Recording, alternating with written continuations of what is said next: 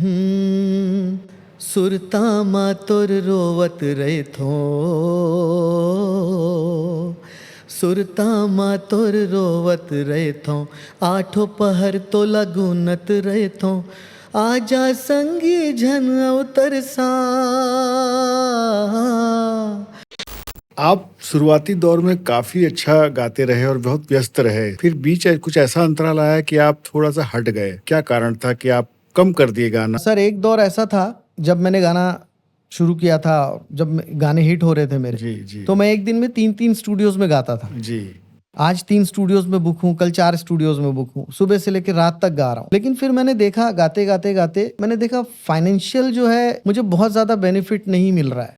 10th class में था मैं, जी। तो जब मैं गा के उतर रहा था स्टेज में तो मैंने नीचे देखा भीड़ खड़ी हुई है, मेरा वेट, और मेरे लिए एकदम नया था। तो मैं जैसे ही उतरा सब अपनी अपनी कोई पेज ले आया, किसी ने डायरी ले ली, किसी ने नोटबुक निकाल लिया। तो पहला जो बोलते हैं ऑटोग्राफ मैं क्लास 10th में मैंने दिया था, तो बड़ा स्पेशल लगता है सर।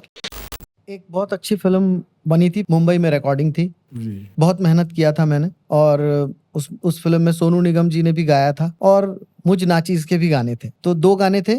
फिर सडनली मुझे पता चलता है कि वो दोनों गाने डब करा दिए गए। ओह। तो बड़ा मतलब बहुत निराशा हुई। मुझे बताया म्यूजिक डायरेक्टर ने कि तुम्हारा गाना सोनू निगम ने भी सुना, क्योंकि वो गाना सोनू निगम जी से ही डब कराया गया था, और सोनू निगम जी ने कहा था कि यार ये बच्चा जो लड़का जो है बड़ा अच्छा गाया है, इसको आपके वहीं का है, उसका फील भी अच्छा है, सुर भी अच्छा है, आप क्यों मुझसे गवाना चाहते हैं। फिर उन्होंने गा दिया उस गाने को, लेकिन मुझ पे उसका इम्पैक्ट बहुत बुरा हुआ, क्योंकि मैंने सबको बताया था आके यहाँ पर कि मैंने इस प्रोजेक्ट में गाया है, तो बहुत निराश हुआ था मैं, दिल तोड़ दिया था उसने। और फिर ऐसे कई बार वाकये हुए जब लोगों ने मेरे गाने डब कर दिए। मैं नए बच्चों को यही बोलूंगा कि आप सीखिए सीखिए, अभ्यास कीजिए, डेली रियाज, जैसे हम नाश्ता करते हैं, खाना खाते हैं, उसकी बहुत जरूरत है। बिना नाश्ता किए रह जाइए, लेकिन बिना रियाज किए मत रहिए। बोलते हैं ना, जो रियाज करेगा वही राज करेगा। साथियों नमस्कार। आज जेड सीरीज में हमारे बीच हैं छत्तीसगढ़ के सुप्रसिद्ध लोक गायक भाई शेख अमीन। मैं शेख अमीन जी का हार्दिक स्वागत करता हूं स्टूडियो में। Thank you sir. साथियों, आप सबका बहुत प्यार मिल रहा है हमारे पॉडकास्ट को। जेड सीरीज के इस स्टूडियो में हम कलाकारों को बुला रहे हैं। बहुत से कलाकार हमारे जो छत्तीसगढ़ का देश भर में नाम रोशन कर रहे हैं, उनका सानिध्य हमें मिल रहा है, उनका प्यार मिल रहा है और उनसे हम अंतरंग बातें कर रहे हैं। आप सबकी बहुतों की फरमाइश है कि बातें छत्तीसगढ़ी में हो तो ज़्यादा अच्छा हो। मैं पहले भी निवेदन कर चुका हूं कि हमारे कलाकारों को देश भर के लोग जानें, इसलिए हम छत्तीसगढ़ी में न करके हिंदी में कर रहे हैं। लेकिन हम आपको विश्वास दिलाते हैं कि आगे हम छत्तीसगढ़ में ही करेंगे, छत्तीसगढ़ की बोली भाषा में। उसकी अलग मिठास है, गुरुतुर बोली है हमारी छत्तीसगढ़ी। शेख अमीन जी 20-22 सालों से छत्तीसगढ़ में छत्तीसगढ़ी लोकगीत गा रहे हैं। हिंदी गानों में भी आपने बहुत प्रयोग किया है और आप क्लासिकल गीतों का भी अनुभव काफ़ी है आपको। तो आइए, शेख अमीन जी एक ऐसे कलाकार हैं जिन्हें छत्तीसगढ़ की हर जनता कोई ना कोई गाना सुन चुकी है उनका। तो शेख अमीन जी, ये सफ़र कैसे शुरू हुआ, हमारे दर्शकों को बताना चाहेंगे? जी ज़रूर। शुरुआत मैंने की स्कूल से। हमारे स्कूल में फंक्शंस हुआ करते थे, एनुअल डेज में कुछ कुछ सिंगर्स गाते थे स्कूल के स्टूडेंट्स, तो उनको देख के मैं भी बड़ा इंस्पायर होता था कि मैं भी ऐसा स्टेज में गाऊं कभी। तो वहाँ से शुरू हुआ ये सिलसिला। पहली बार मैंने क्लास 7th में आई थिंक शुरू किया था गाना, और हिंदी फिल्मी गीत से शुरू किया था। फिर धीरे धीरे करके जब छत्तीसगढ़ फिल्म इंडस्ट्री डेवलप हो रही थी, जब बन रही थी 2001, 2, 3, 4 के आसपास, तो तब से फिर छत्तीसगढ़ी में गाना शुरू किया हमने। मैं निवेदन करूंगा कि आपका सबसे पहले जो गाना हिट हुआ वो गुनगुना कर हमारे दर्शकों को सुनाएं। जी, वैसे तो काफ़ी हिट गाने थे, बट जो मुझे बहुत पसंद है और पब्लिक से भी अक्सर डिमांड आती है कि ये गाना सुनाएं, उसकी 2 लाइन मुझे याद आ रही है, वो मैं सुनाता हूँ आपको। मेरे ख्याल से काफ़ी लोगों ने सुना होगा छत्तीसगढ़ में। नदिया के तीर माँ पीपर के छाँव माँ, नदिया के तीर माँ पीपर के छाँव माँ, पीपर के छाँव माँ। बंसी के धुन मारानी चले आबे तैं हवो, बंसी के धुन मारानी चले आबे तैं हवो। ओ हो ओ हो ओ हो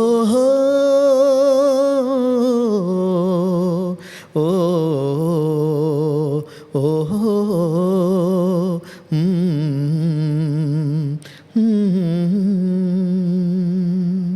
ऐसा कुछ वाह था। वाह, ये शुरुआती दौर का गाना है। जी जी उसके बाद आपने लगातार छत्तीसगढ़ी गीतों में अलग अलग प्रयोग किए हैं। जी जी। तो शेख हमीद जी, क्या कितने गाने अब तक आप गा चुके हैं और कितने एल्बम बने आपके? मेरे ख्याल से अभी तक मैं 300 के आसपास गाने गा चुका हूँगा। जी और काफ़ी एल्बम्स, उस समय एक सीडी का दौर था जब हमने शुरू किया था, जी तो हमारी सीडीज बिकती थी। आजकल तो बड़ा आसान है कि आपने लॉगिन किया, यूट्यूब में आप गाने देख लेते हैं। उस समय बहुत कठिन था पॉपुलर होना भी। जी और कुछ कुछ एल्बम्स हिट होते थे तो उसकी सीडी के लिए लोग वेट करते थे कि मार्केट में आए। ये ऑडियो ही रहते थे कि वीडियो भी बनते थे इसके? वीडियो बनना शुरू हो गया था। जी मतलब हम गाते थे और पिक्चराइज होता था। फिर जी जैसे हमारे यहाँ के एक्टर्स हैं काफ़ी, करण भाई हैं जी और लोकेश हैं, इन लोगों के ऊपर काफ़ी, अनुज भाई हैं। शेख जी, उसमें मेरा सवाल ये था कि उस समय सोशल मीडिया ज़्यादा प्रचलित नहीं हुआ था सीडी के ज़माने में। जी, तो ये लोकप्रियता कैसे मिलती थी और प्रचलित कैसे होता था गाना? जैसे कि मैंने बताया, सीडीज के जी माध्यम से बिकता था वो। जी और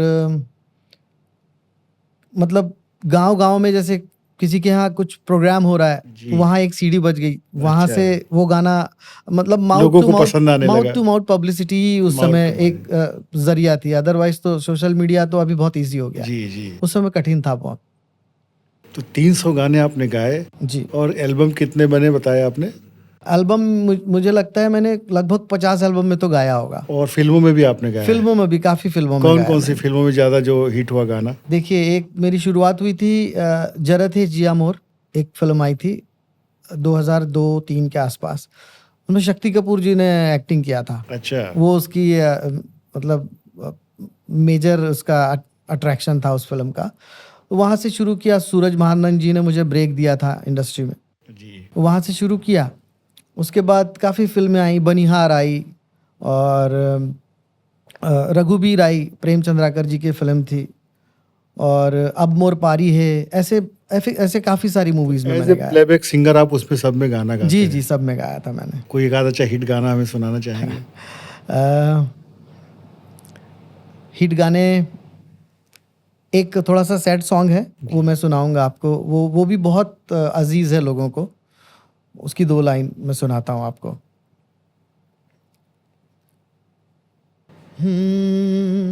सुरता मा तोर रोवत रहे थो, सुरता मा तोर रोवत रहे थो, आठों पहर तो लगुनत रहे थो, आजा संगी झन अवतर सा, आजा संगी झन अवतर सा, बन जा मोर मितवा, सुरता मा तोर रोवत रहे थो। बहुत सुंदर, बहुत सुंदर। तो इस गाने की जो लय है और सुर है जो आपका, बहुत ही मधुर और सुरीला है और बहुत अभ्यास हुआ है ऐसा लगता है। तो बताना चाहेंगे दर्शकों को कि किस तरह से आप इसका अभ्यास करते हैं या कोई शास्त्रीय संगीत का विधिवत शिक्षा लिए हैं, दिए हैं? क्या जानकारी जी देना जी, चाहेंगे? ज़रूर। मैंने प्राइमरी एजुकेशन जो है इंडियन क्लासिकल में कमला देवी संगीत महाविद्यालय से लिया। वहाँ डॉक्टर श्रीराम मूर्ति सर हैं, अभी भी वहाँ प्रिंसिपल हैं, उनसे सीखा मैंने। फिर कुछ गुरुओं से सीखा, जैसे हमारे बसंती मोती सर थे, स्वर्गीय बसंती मोती सर, उनका बहुत नाम था। छत्तीसगढ़ में काफ़ी उनके शिष्य हैं। बहुत अच्छे वायलिन वादक भी थे वो। यस यस, बहुत अच्छे वायलिन वादक तो थे ही। जब वो गाते थे तो ऐसा लगता था साक्षात मेहदी हसन साहब गा रहे हैं। जी उनकी आवाज़ में वो डेप्थ थी। तो उनसे खूब डांट सुन के सीखा। फिर खैरागढ़ म्यूज़िक यूनिवर्सिटी में म्यूज़िक कॉलेज में वोकल में एचओडी थे डॉक्टर टी उन्नी कृष्णन सर। उनसे वॉइस कल्चर की फिर मैंने ट्रेनिंग ली। वो मेरे ज़िंदगी में अभी तक बहुत काम आ रहा है, क्योंकि प्लेबैक सिंगिंग में गाते तो सब हैं, जी जब आपको एक्सप्रेशन देना रहता है, किसी भी प्रकार का एक्सप्रेशन हो, तो आप अगर वॉइस कल्चर जानते हैं तो वो प्रॉपर प्लेबैक सिंगिंग के लिए वो वरदान है। जी आज के जो प्लेबैक सिंगर्स हैं वो सब वॉइस कल्चर यूज़ कर रहे हैं। तो इस तरह से सीख ही रहा हूँ, अभी भी मैं सीख रहा हूँ। जैसा कि आपने बताया सीडी का दौर था जब आपने गाना शुरू किया, जी उस समय रायपुर में हाल फिलहाल में वो जो स्टूडियो की संख्या बिल्कुल नहीं रही होगी। किस तरह से गाने कहाँ रिकॉर्ड हुआ करते थे? गिन के 2-3 स्टूडियोज़ थे, जी जिसमें से स्वरांजलि एक स्टूडियो था जी भोला भैया का, और एक सार्थक स्टूडियो उड़ीसा का जो है कटक का, वो यहाँ पर आया था। उन्होंने बहुत अच्छे बड़े पैमाने पे स्टूडियो खोला था उसी समय। तो ये 2-3 स्टूडियोज़ थे बस। और अभी हाल फिलहाल तो कितने स्टूडियो हो गए होंगे यहाँ? अभी तो जगह-जगह स्टूडियोज़ हो गए जी हैं। जी। आर्टिस्ट खुद अपना भी स्टूडियो बना लेते हैं। एक और कलाकारों को पहले जो तकलीफ होती थी रिकॉर्डिंग में कि वो सिस्टम कुछ ऐसा था कि मैनुअल ज़्यादा होता था, अब ट्रैक सिस्टम से हो जाता है। ये क्या, इस पर क्या आप महसूस करते हैं? इसमें कितना अंतर आया और संगीत की गुणवत्ता में क्या फ़र्क पड़ा है?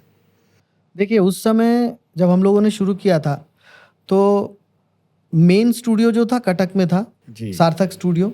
तो जितने भी बड़े काम होते थे, हमको वहाँ जाके गाना पड़ता था, क्योंकि वॉइस यहाँ पर उतना अच्छा उस समय आता नहीं था। क्योंकि जो मैं सार्थक रायपुर की बात कर रहा हूँ, वो तो बहुत बाद में आया।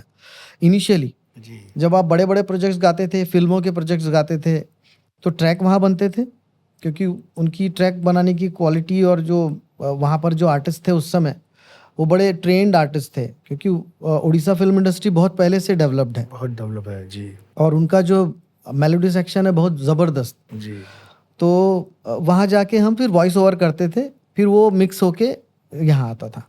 अभी तो लोग यहीं पर अपने स्टूडियो में गा के आजकल फाइल ट्रांसफ़र कर देते हैं। बिल्कुल। अब बहुत ईज़ी हो गया है लोगों के लिए। आपने लगातार स्टेज शो भी किया है, जी, हिंदी फिल्मों के भी गाने गाए, और पसंदीदा गायक कौन थे आपके?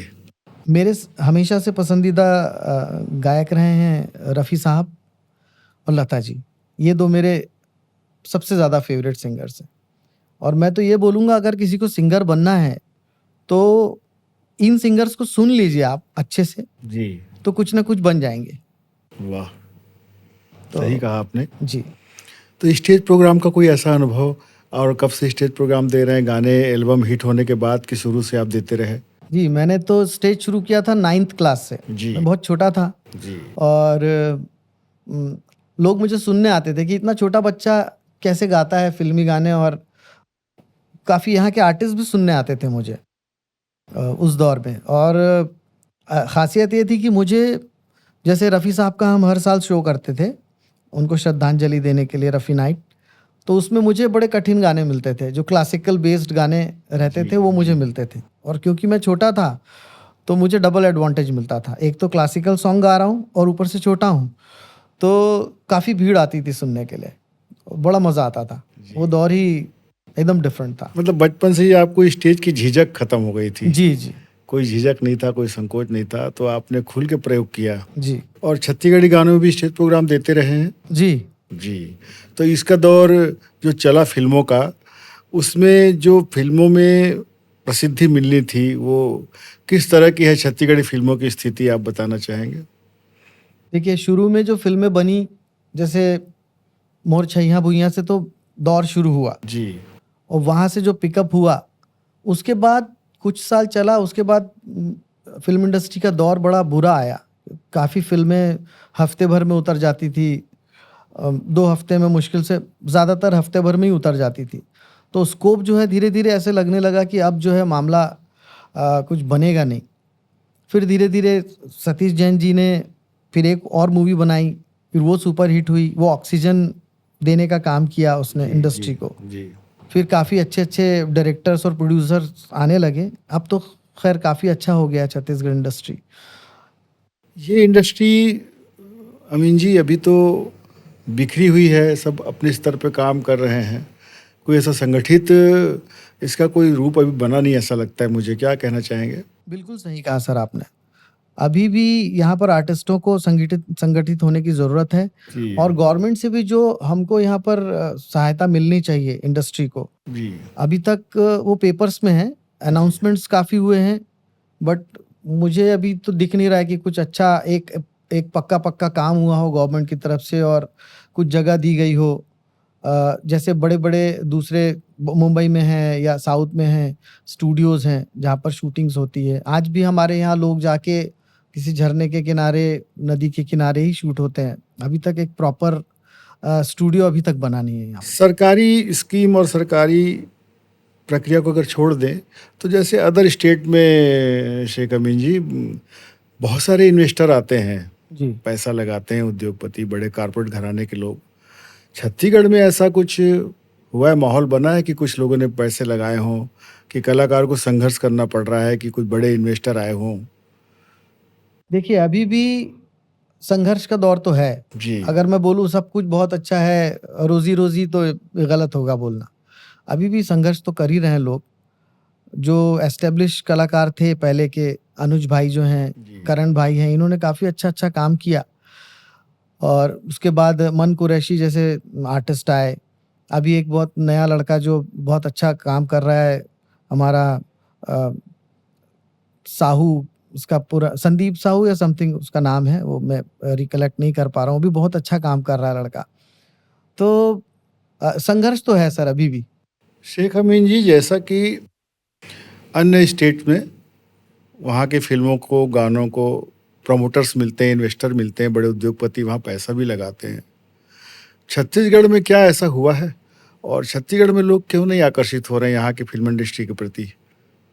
देखिए, अभी अभी जो दौर चल रहा है, इसमें धीरे-धीरे प्रमोटर्स और इन्वेस्टर्स आ रहे हैं। जी, आप देखेंगे कुछ इन्वेस्टर्स को के नाम मैं लेना चाहूँगा, जैसे हमारे ललित अग्रवाल जी हैं।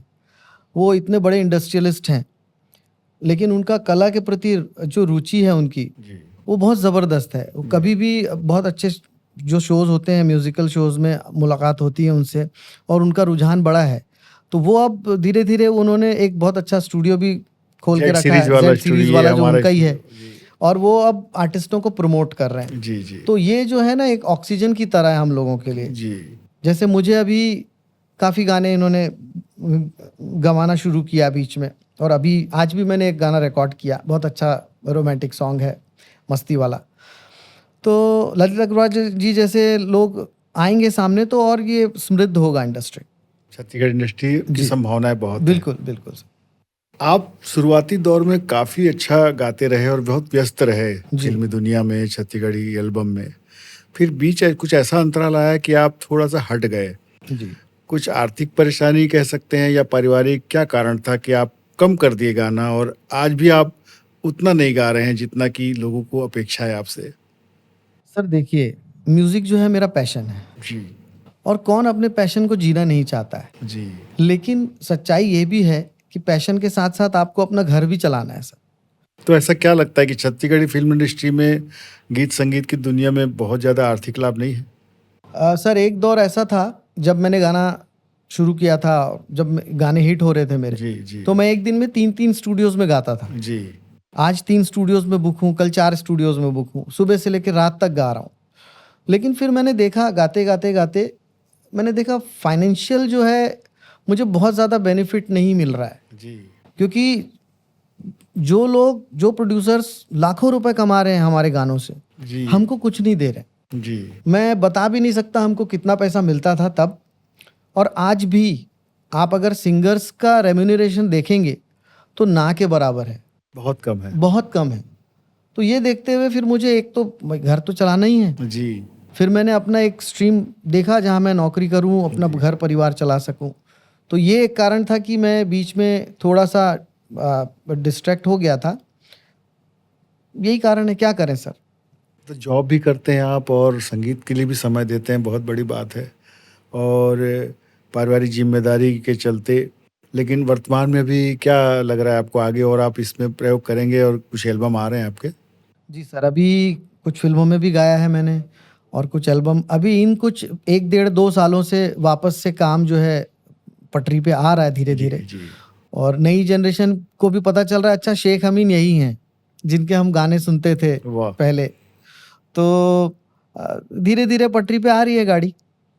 अच्छा अमीन जी, जैसा अन्य राज्यों में फोक सॉन्ग भी चलता है और क्लासिकल भी चलता है, जी उनका क्लासिकल बेस भी है और लोक संगीत भी है। छत्तीसगढ़ में एक आप ऐसे कलाकार हैं जिनके बारे में मैं कह सकता हूँ कि आपने दोनों प्रयोग किए हैं और दोनों वो आपने छत्तीसगढ़ में स्थापित करने की कोशिश की है। आज क्या लग रहा है, क्लासिकल बेस पे गाने तैयार क्यों नहीं हो रहे हैं? देखिए 2 तरह की स्ट्रीम्स हैं। एक तो फोक लेके लोग चलते हैं, जी बहुत अच्छे अच्छे कलाकार हैं फोक के छत्तीसगढ़ में भी। जी एक कलाकार होता है जो क्लासिकल को अपना बेस लेके चलता है। और क्लासिकल बेसिस पे जो गाने बने हैं आज भी आप चाहे हिंदी सुन लीजिए जी या कोई भाषा में सुन लीजिए, उसकी एक तासीर होती है अपनी। उसको एक सुनने वाली ऑडियंस एक डिफरेंट ऑडियंस होती है। जी फोक नो डाउट हमारे कल्चर का एक हिस्सा है और हम छत्तीसगढ़ी फोक बहुत रिच है। लेकिन उसके साथ साथ जो क्लासिकल बेस्ड सिंगर है ना उनके लिए इतनी जगह बन नहीं पाई यहाँ पर। आपने प्रयोग किए हैं बहुत सारे, ऐसा मुझे मालूम है, जानकारी जी मिली। जी। एक आध कोई गीत सुनाना चाहेंगे? अ, जो क्लासिकल बेस्ड गाने बनाने वाले जो कुछ कुछ यहाँ पर म्यूजिक डायरेक्टर्स हैं, अगर मैं नाम लेना चाहूँ 1-2 लोगों का, बहुत लोगों का नाम, बहुत लिस्ट जो है लंबी है, बट फिलहाल जो मेरे बड़े करीब रहे हैं चंद्रभूषण वर्मा जी, वो उन्होंने कमला देवी संगीत महाविद्यालय में एज अ म्यूज़िक टीचर भी, फैकल्टी भी काफ़ी दिनों तक काम किया है। भूपेन साहू जी हैं, बाबला बागची जी हैं। इन लोग सब बेस, क्लासिकल बेस को लेके बड़े अच्छे अच्छे गाने इन्होंने बनाए हैं और गवाए हैं। जैसे मुझे अभी भूपेन साहू जी का एक गाना याद आ रहा है, बड़ा अच्छा रोमांटिक और आपको एक सूदिंग एहसास देगा। मैं 2 लाइन सुनाता हूँ उसको। बिल्कुल। फूल के कान म भवरा बोले का बोल रे, पीहू पीहू पपीहरा काबर कुह के दिल खोल रे। फूल के कान म भवरा बोले का बोल रे, पीहू पीहू पपीहरा काबर कुह के दिल खोल रे। दिल मोर झूमे गोरी आजो ही बोल रे, दीवाना मैं दीवाना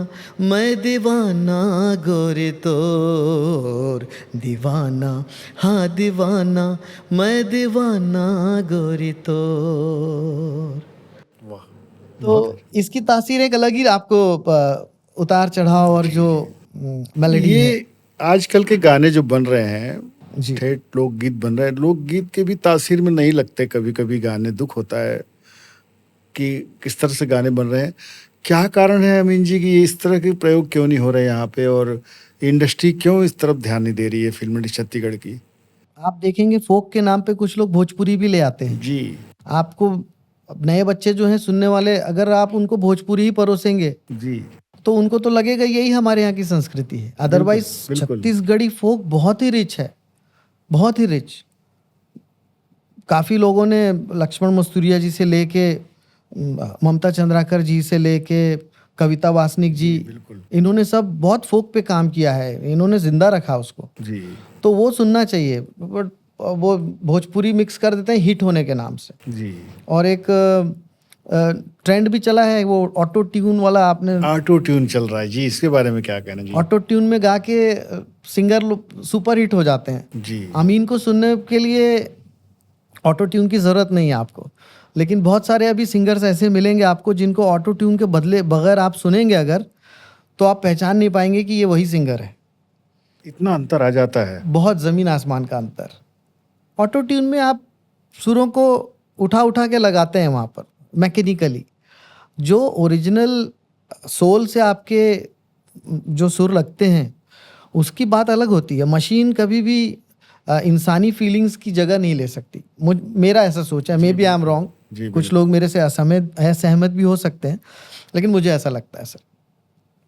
जो कलाकार अभी आ रहे हैं, संघर्ष कर रहे हैं, अभ्यास कर रहे हैं, उनके लिए आप क्या उनको सलाह देना चाहेंगे कि ऑटो ट्यून वाला सिस्टम या किस तरह से उनको अभ्यास करना चाहिए और किस दिशा में बढ़ना चाहिए? देखिए, नई जनरेशन में कुछ कलाकार तो ऐसे इतने बढ़िया तैयारी करके आते हैं, आ रहे हैं। जी, मैं नए बच्चों को यही बोलूँगा कि आप सीखिए, अभ्यास कीजिए। डेली रियाज़, जैसे हम नाश्ता करते हैं, खाना खाते हैं, उसकी बहुत ज़रूरत है। बिना नाश्ता किए रह जाइए, लेकिन बिना रियाज़ किए मत रहिए। बोलते हैं ना, जो रियाज़ करेगा वही राज करेगा।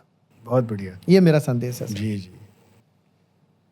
और हमारे दर्शकों को बड़ी जिज्ञासा रहती है कि कलाकार किस तरह से स्टेज में परफॉर्मेंस करता है और जब स्टेज में वो रहता है तो कैसी मुश्किलें आती हैं या क्या रोमांचक घटनाएं घटती हैं? कोई ऐसा कोई रोचक संस्मरण हो तो बताना चाहेंगे? ज़रूर।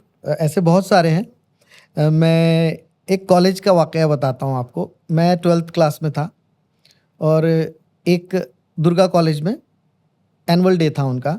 तो मुझे, क्योंकि मैं प्रोफेशनल सिंगर बन गया था उस समय तक, तो मुझे म्यूजिशियंस ने लेके इनवाइट किया था वहाँ गाने के लिए।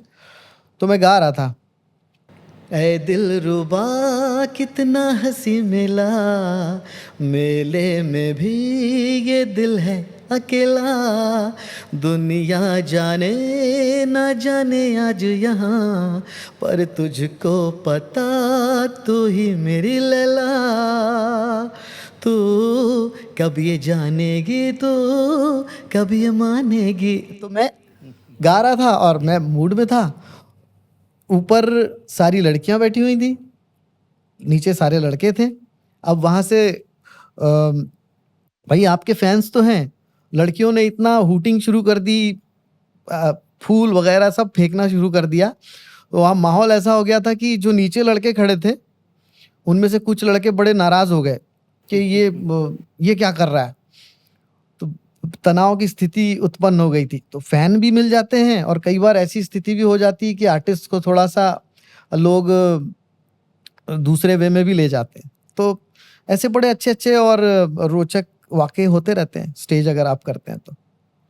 एक जगह मैं गा के उतर रहा था, तो मैं आई वॉज वेरी यंग, 10 साल का 10th क्लास में था मैं। जी।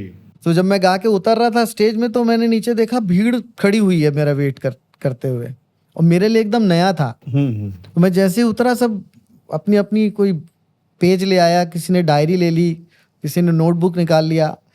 तो पहला जो बोलते हैं ऑटोग्राफ, मैं क्लास 10th में मैंने दिया था। वाह! तो बड़ा स्पेशल लगता है सर।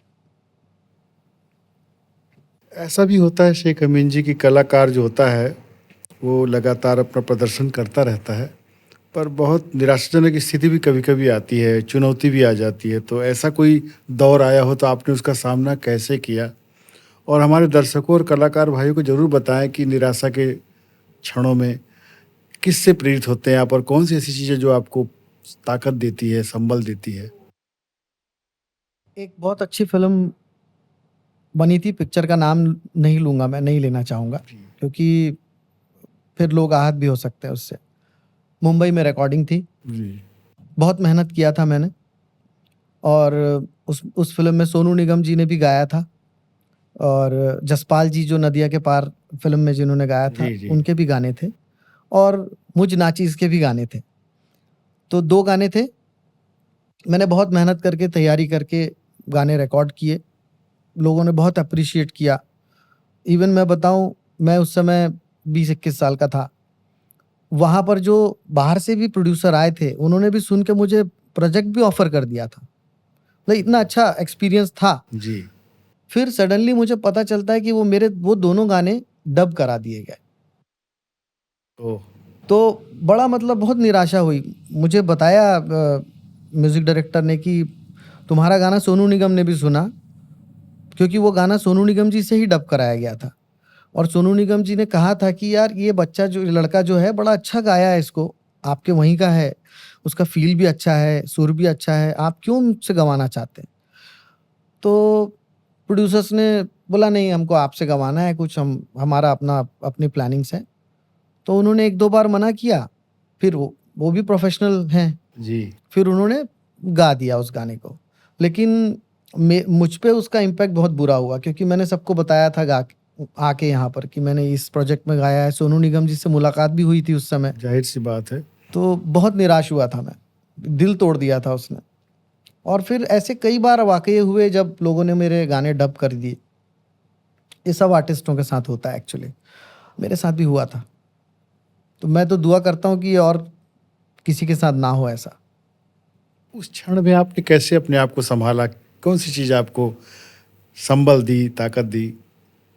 बस सर, मैंने बोला कि अब इतना गाने में मेरे गाने डब हो रहे हैं, तो इतना गाने से काम नहीं चलेगा, मुझे और अच्छा गाना पड़ेगा।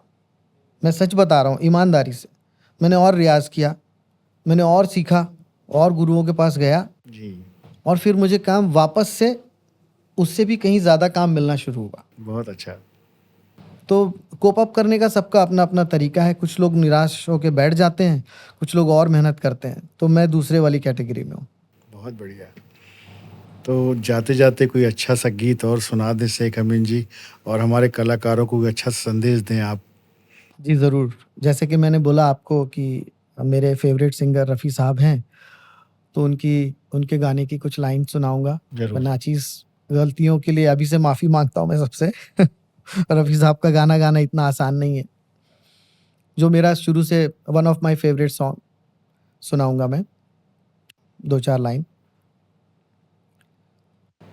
खरा है दर्द का रिश्ता, तो फिर जुदाई क्या। खरा है दर्द का रिश्ता, तो फिर जुदाई क्या। जुदा तो होते हैं वो खोट जिनकी चाह में है। मेरा तो जो भी कदम है वो तेरी राह में है। कि तू कहीं भी, कि तू कहीं भी रहे, तू मेरी निगाह में है। मेरा तो जो भी कदम है वो तेरी राह में है। कि तू कहीं भी रहे, तू मेरी निगाह में है। वाह! बहुत अच्छा। तो इस गीत को गा करके बड़ा मैं भावुक हो जाता हूँ। बहुत पसंदीदा गाना है मेरा, और मैं ऑडियंस को यही संदेश दूंगा कि जितने भी मेरे सिंगर भाई बहन हैं, बहुत अच्छे से मेहनत करो, बहुत अच्छे से रियाज़ करो, अच्छे से अच्छे गुरुओं से जाके सीखो, और फेल्योर से हार नहीं मानना है। जैसे कि मैं वापस आ रहा हूँ, वापसी कर रहा हूँ, ऐसे सब लोग कर सकते हैं अगर मेहनत करके, सच में ईमानदारी से मेहनत करके आएँ। Thank you. बहुत-बहुत धन्यवाद आपका। तो साथियों, ये थे शेख अमीन, जिन्होंने बहुत अच्छी बातें हमारे साथ साझा की। मैं आशा करता हूँ कि आपको ये बातचीत बहुत पसंद आएगी। आप सबका बहुत-बहुत धन्यवाद। फिर से आपका धन्यवाद Sheikh ji. Thank you so much sir. Thank you.